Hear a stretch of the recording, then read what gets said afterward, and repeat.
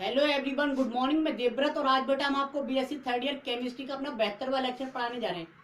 आज का बच्चों हमारा वही टॉपिक होगा साइक्लिक स्ट्रक्चर ऑफ ग्लूकोज, या हम बोल सकते हैं ring structure of glucose. Ring structure of glucose.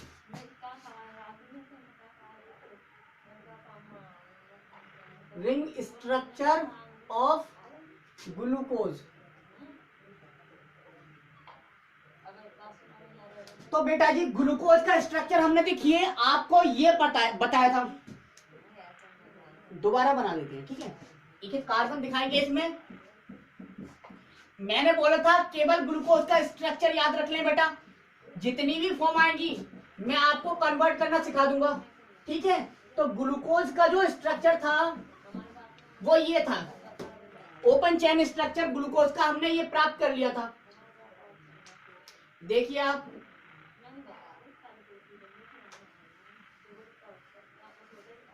देखिए बेटा,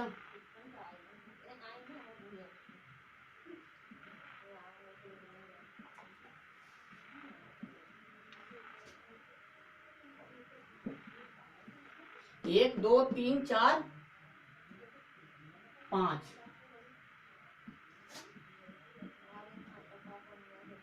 हो गया बेटा। एक कार्बन, दो कार्बन, तीन कार्बन, चार कार्बन, पांच कार्बन और 6 कार्बन, ठीक। ये था ग्लूकोज का स्ट्रक्चर। अब इस ग्लूकोज के स्ट्रक्चर से बेटा जी हमें दो साइक्लिक स्ट्रक्चर मिलते हैं। एक अल्फा डी ग्लूकोज, दूसरा कहलाता है बीटा डी ग्लूकोज।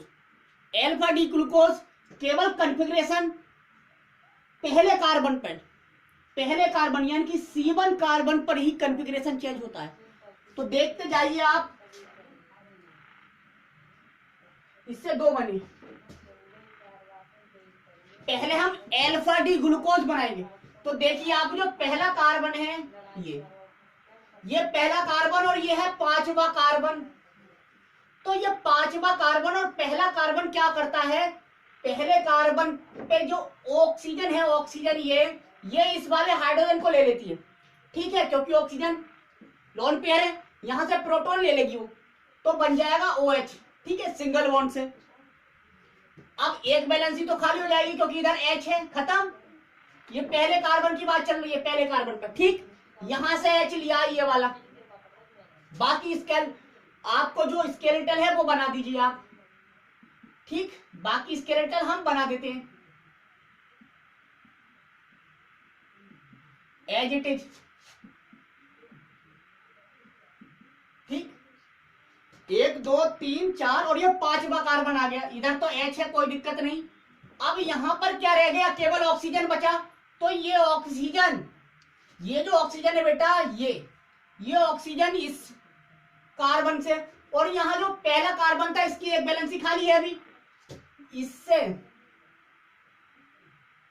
साइक्लिक वे में जुड़ जाता है, जुड़ गया। लास्ट में CH2OH है। ये साइक्लिक स्ट्रक्चर नहीं बन गया। अब साइकिल का मतलब है कहीं से भी स्टार्ट करें हम, वापस उसी पॉइंट पे आ जाए तो वो साइक्लिक कहलाएगा। अब यहां से चलेंगे हम तो वापस उसी पॉइंट पे जा सकते हैं। तो ये साइक्लिक स्ट्रक्चर हो गया। इसे कहते हैं बेटा हम, इसे कहते हैं हम alpha D glucose. Alpha D glucose, alpha D glucose.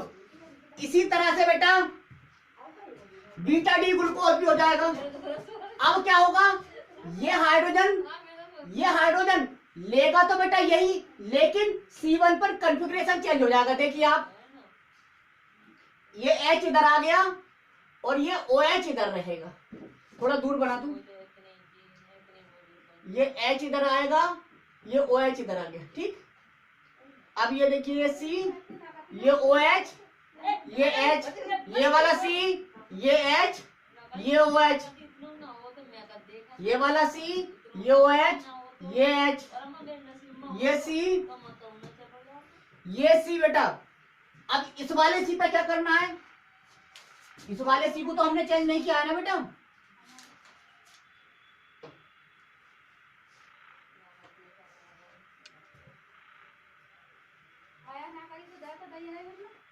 ठीक है बेटा।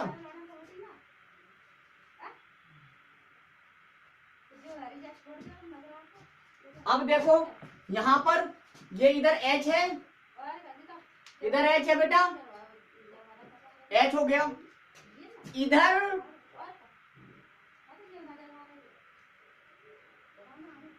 ये देखिए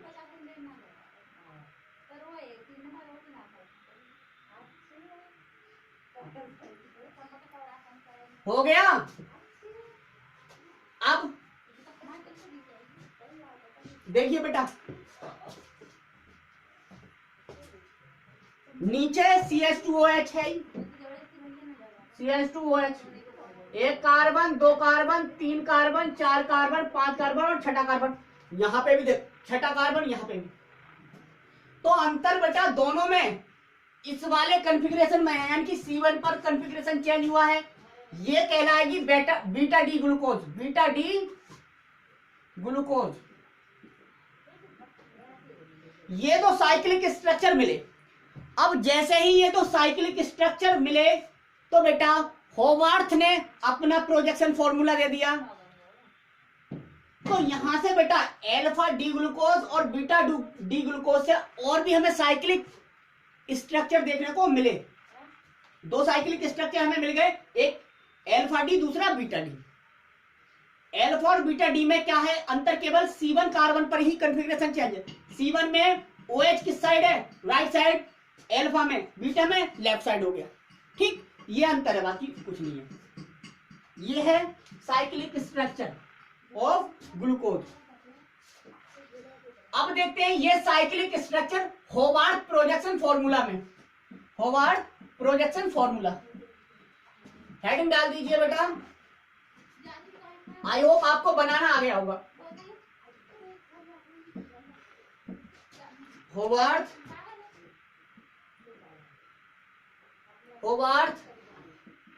प्रोजेक्शन, होवार्थ प्रोजेक्शन फॉर्मूला। होवार्थ ने भी दे दिया बेटा स्ट्रक्चर। होवार्थ ने स्ट्रक्चर बनाया,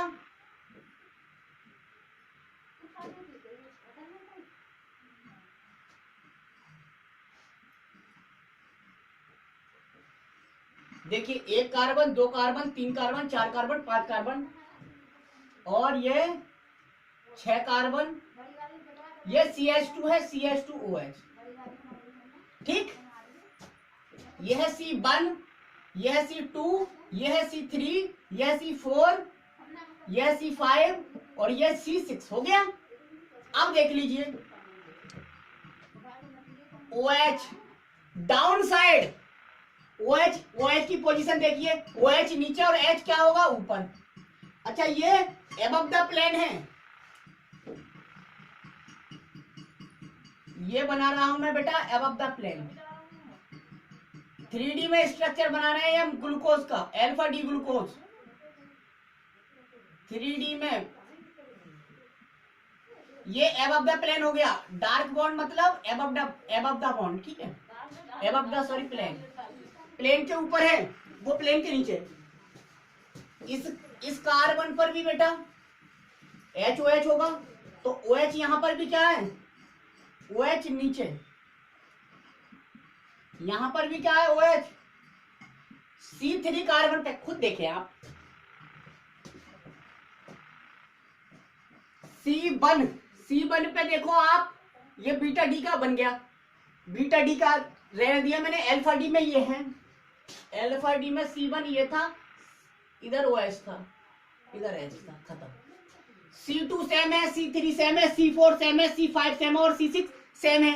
तो यानी कि केवल C1 पे यहां पर देखो OH यहां पे नीचे, C3 पे उल्टा है, इसका मतलब OH ऊपर H नीचे। C4 पे फिर सेम आ गया, यानी कि OH और सॉरी OH नीचे,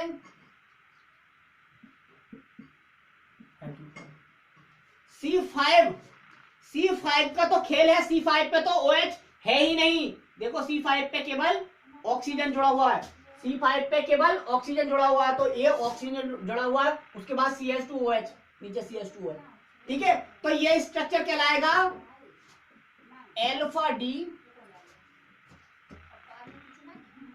ग्लूकोज, ये अल्फा डी ग्लूकोज का स्ट्रक्चर है होबार्ट प्रोजेक्शन फॉर्मूला में। अच्छा, मैं यदि बीटा डी ग्लूकोज का होबार्ट प्रोजेक्शन फॉर्मूला में स्ट्रक्चर बनाऊंगा, साइक्लिक स्ट्रक्चर, तो कैसे बनाऊंगा? कुछ नहीं करना है बेटा, कुछ नहीं, जैसे बनाया वैसे रहने दो। ठीक, ये तो एबव द प्लेन करना है मुझे।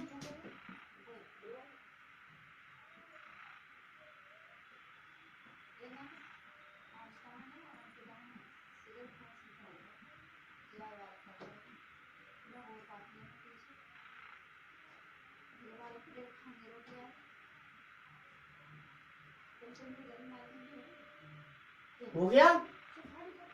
अब देखिए आप यहां पर केवल C1 में OH ऊपर साइड रख दो, बाकी सब में सेम, बाकी सब में सेम बेटा।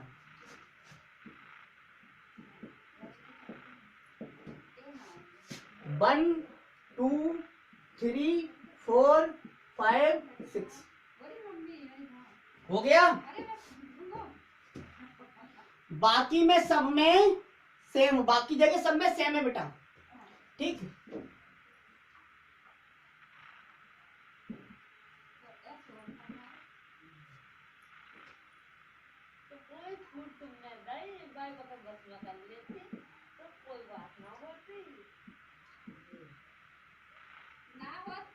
हो गया। ये है बेटा beta, beta D, beta D glucose, हो गया।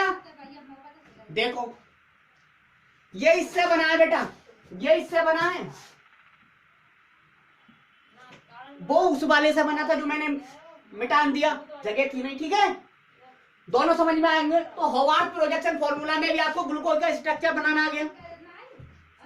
बस ग्लूकोज का स्ट्रक्चर बनाना आना चाहिए। बाकी इसके जितने भाई हैं, 16 भाई बताए थे मैंने, किसी का भी स्ट्रक्चर आप बना सकते हैं। केवल एक याद होना चाहिए, ग्लूकोज का हर, चाहे वो साइक्लिक बेल में हो, चाहे होबार्ट प्रोजेक्शन फॉर्मूला में हो, चाहे पायरेनोज रिंग में हो, चाहे चेयर फॉर्म में हो, हर फॉर्म में हमें ग्लूकोज का स्ट्रक्चर बनाना आना चाहिए। तो ग्लूकोज का स्ट्रक्चर हमने यहां से रिलेट कर दिया। ठीक है, ये बन गए। आगे देखते हैं बेटा, pyranose ring, pyranose ring structure देखते हैं ग्लूकोज की। पायरेनोज रिंग स्ट्रक्चर, हेडिंग डाल दीजिए, pyranose ring structure of glucose, pyranose ring structure of glucose, pyranose ring structure of glucose.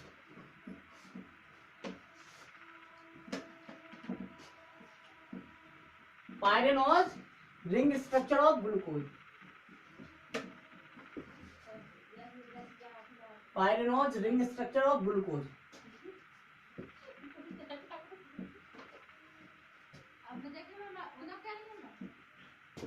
Heading डाल दो, पायरेनोज रिंग स्ट्रक्चर ऑफ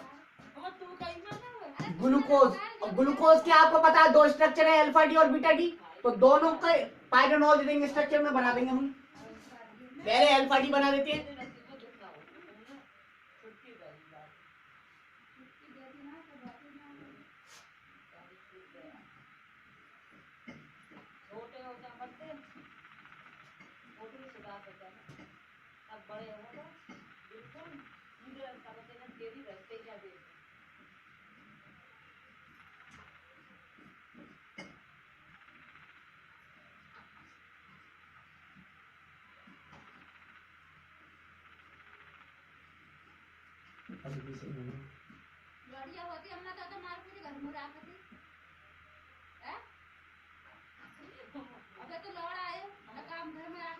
हो गया। ये है बेटा above the plane.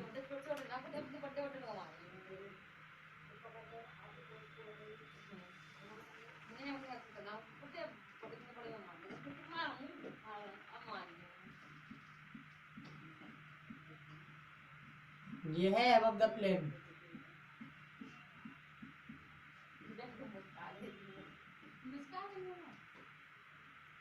Above the plane.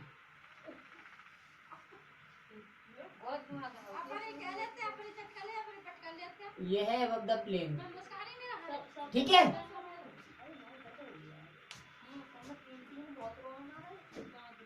यहाँ पे देखिए OH, ये C1, C2, C3, C4, C5,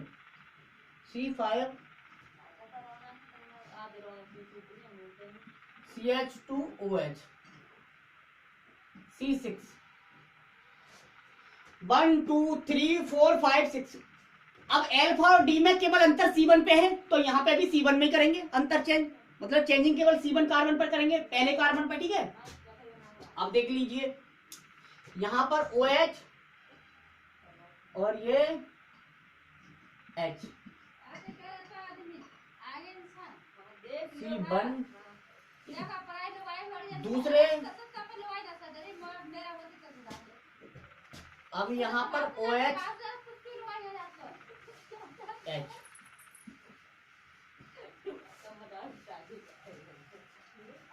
यहाँ पर OH H,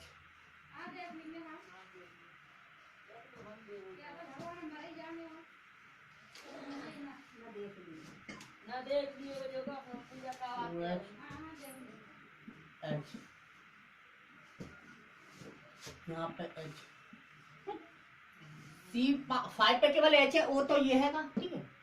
H और वो है केवल, हो गया। ये है बेटा alpha D glucose, alpha D glucopyranose, pyranose.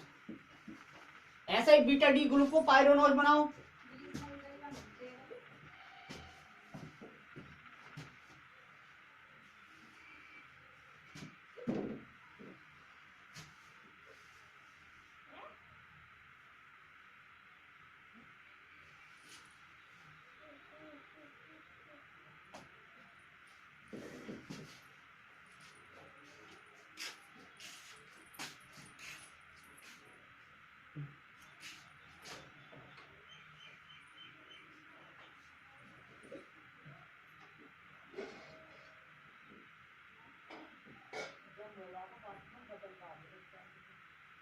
हो गया। ये है एबव द प्लेन बेटा, इसी के तरह ये तो होगी एबव द प्लेन।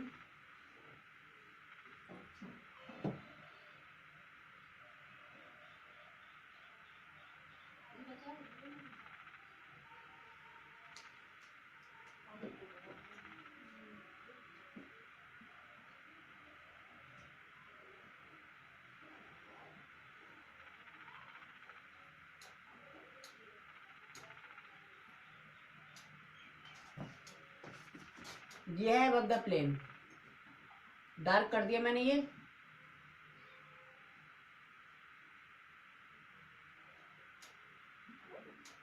ठीक है, above the plane. C1 carbon पे केवल C1, C1 मतलब ये है, तो यहां पर OH, OH इधर होगा,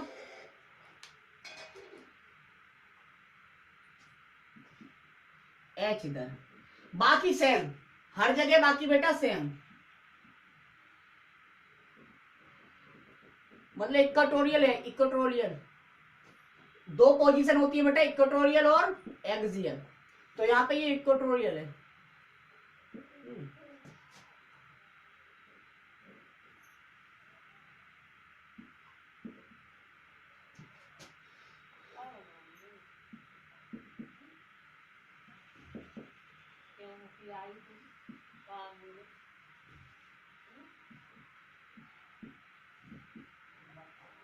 हो गया। एक कार्बन 2 3 4 5 और ये 6, ठीक। ये है बेटा beta D glucopyranose, pyranose, ठीक। तो ये थे बेटा साइक्लिक स्ट्रक्चर ऑफ ग्लूकोज। 3 तरह से हमने साइक्लिक स्ट्रक्चर ग्लूकोज के बता दिया आपको, ठीक है। अल्फा डी ग्लूकोज और बीटा डी ग्लूकोज, दो साइक्लिक स्ट्रक्चर हमें प्राप्त हुए थे, हमने फिर उन दोनों साइक्लिक स्ट्रक्चर को होवार्ड प्रोजेक्शन फॉर्मूला दूसरा पायरोनोज रिंग में ढाल के देख लिया। ठीक है, ये थे। अब पढ़ते हैं बेटा मूटा रोटेशन। मूटा रोटेशन हेडिंग डाल दो बेटा, ये भी पढ़ेंगे जरूर।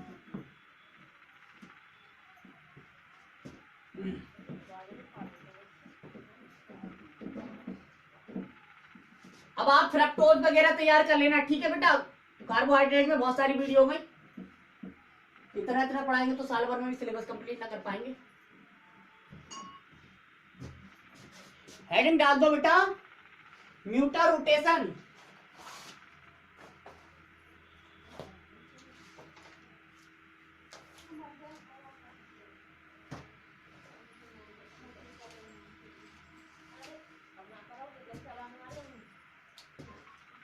हेडिंग डालो म्यूटा रोटेशन, हिंदी है परिवर्ती, परिवर्ती ध्रुवण, परिवर्ती ध्रुवण घूर्णन, घूर्णन। मूटा रोटेशन परिवर्ती ध्रुवण घूर्णन, ठीक है। मूटा रोटेशन है क्या, पहले डायग्राम बना दे बेटा।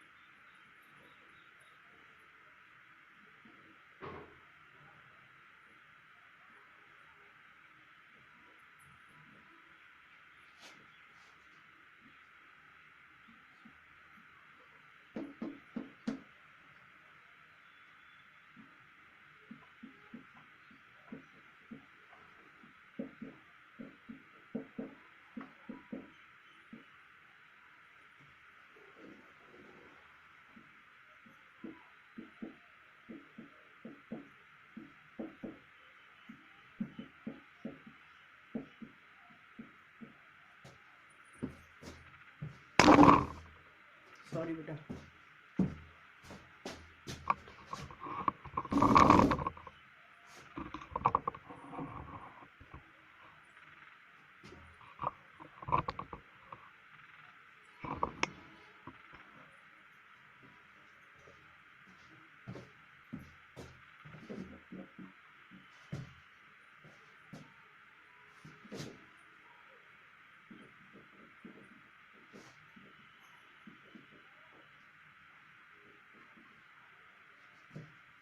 यदि हम स्पेसिफिक रोटेशन विशिष्ट ध्रुवण घूर्णन की बात करें हम अल्फा डी ग्लूकोज, तो इसका विशिष्ट ध्रुवण घूर्णन यानी कि स्पेसिफिक रोटेशन विशिष्ट घूर्णन जो होता है बेटा वो होता है अल्फा का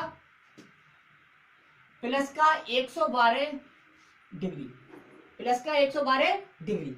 ठीक, विशिष्ट ध्रुवण घूर्णन को एल्फा डी से रिप्रेजेंट करते हैं। इसका एल्फा डी जो होता है वो एल्फा डी ग्लूकोज का वो होता है प्लस के 112 डिग्री, ठीक।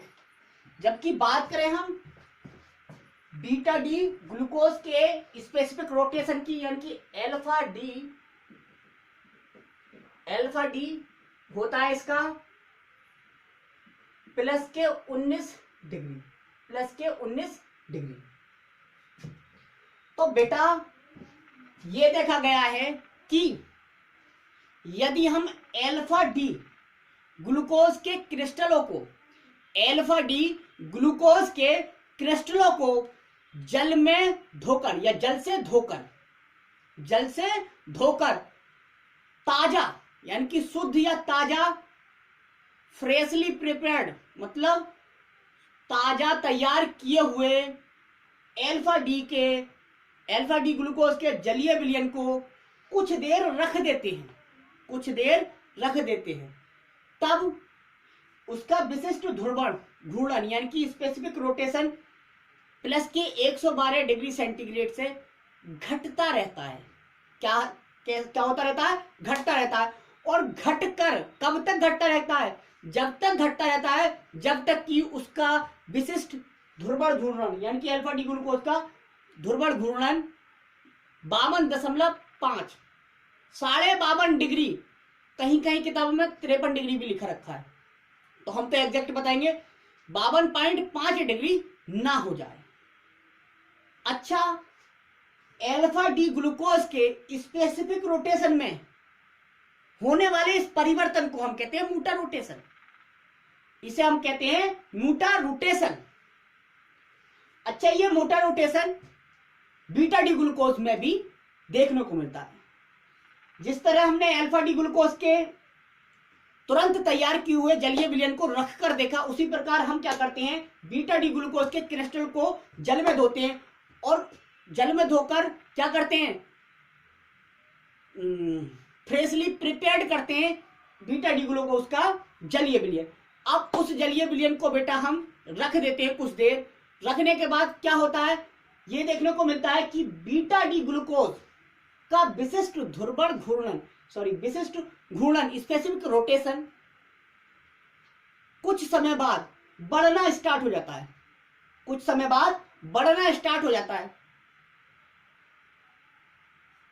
कब तक बढ़ता रहता है? बढ़कर बेटा ये 19 डिग्री सेंटीग्रेड से 52.5 डिग्री सेंटीग्रेड तक बढ़ता रहता है।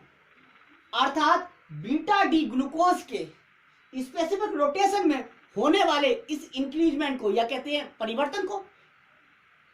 परिवर्तन बेटा इंक्रीजमेंट से भी हो सकता है, डिक्रीजमेंट से भी हो सकता है। तो हम एक शब्द लगा सकते हैं यहां पर,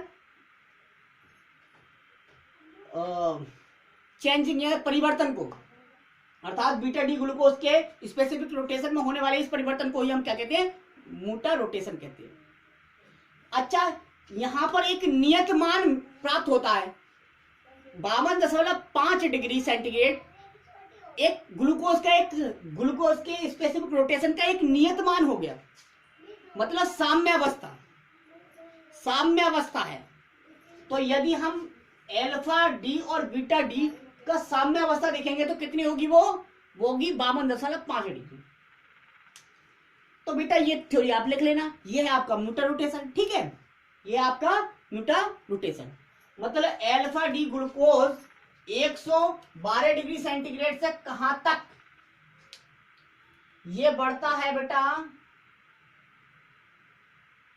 ये घटता है, सॉरी यहां होता है डिक्रीजमेंट होता है 52.5 डिग्री तक। इसी प्रकार बीटा डी ग्लूकोज के स्पेसिफिक रोटेशन में इंक्रीजमेंट होता है, यहां होगा इंक्रीजमेंट